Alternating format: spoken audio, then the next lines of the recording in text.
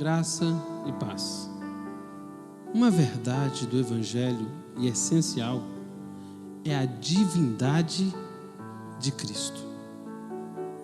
Para ser cristão, é indispensável ter fé na divindade de Cristo. Essa é uma parte essencial do Evangelho de Cristo no Novo Testamento.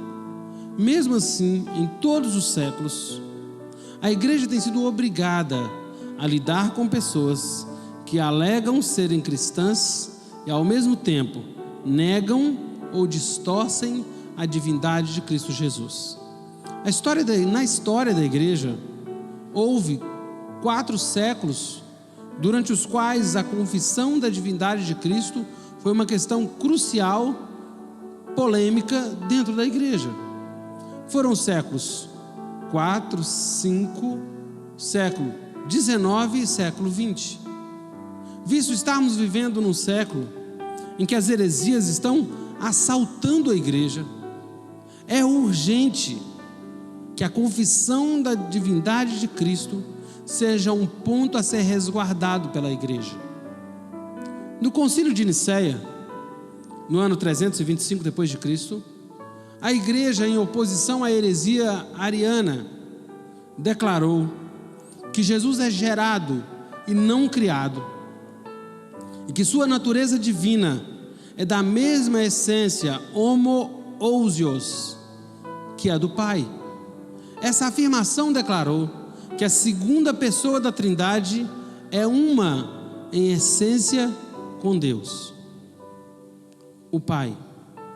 Quer dizer, o ser de Cristo é o ser de Deus. Ele não é simplesmente semelhante a Deus. Jesus é Deus.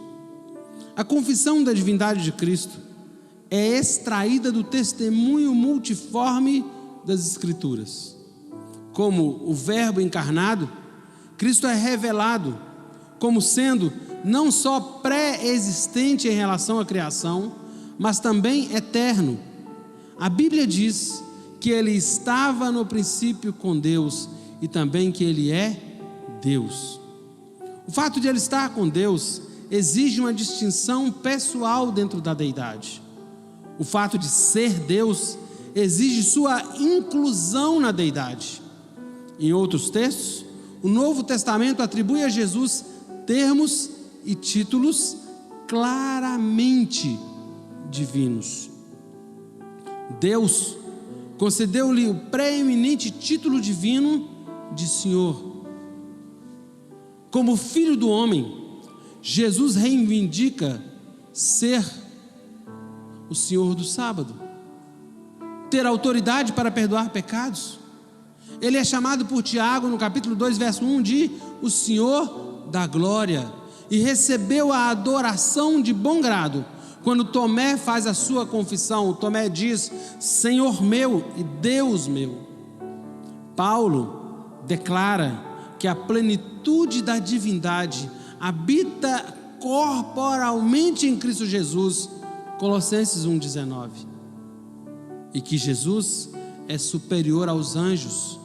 É um tema reiterado no livro, na carta aos Hebreus. Adorar um anjo ou qualquer outra criatura, não importa quão exaltada ela seja, é violar a proibição bíblica contra a idolatria. A expressão eu sou, repetida no Evangelho de João, também testifica sobre a identificação de Cristo com a divindade. Quando Deus se apresenta a Moisés e Moisés questiona o que eu digo, ele diz: diga que eu sou te enviou. No século V, o Concílio de Calcedônia afirmou que Jesus era verdadeiramente homem e verdadeiramente Deus. O concílio declarou que as duas naturezas de Jesus, humana e divina, eram sem mistura, sem confusão, sem separação ou sem divisão. Jesus é Deus. A divindade é uma doutrina, a divindade de Cristo é uma doutrina essencial do cristianismo. A A igreja enfrentou crises causadas por heresias concernentes à divindade de Cristo, nos séculos 4, 5, no século 19 e no século 20.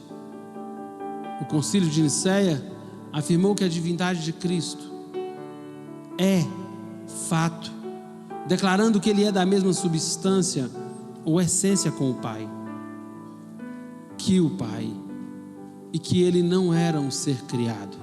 Porque se dissermos que Jesus foi criado, vamos dizer que em algum momento ele não existiu.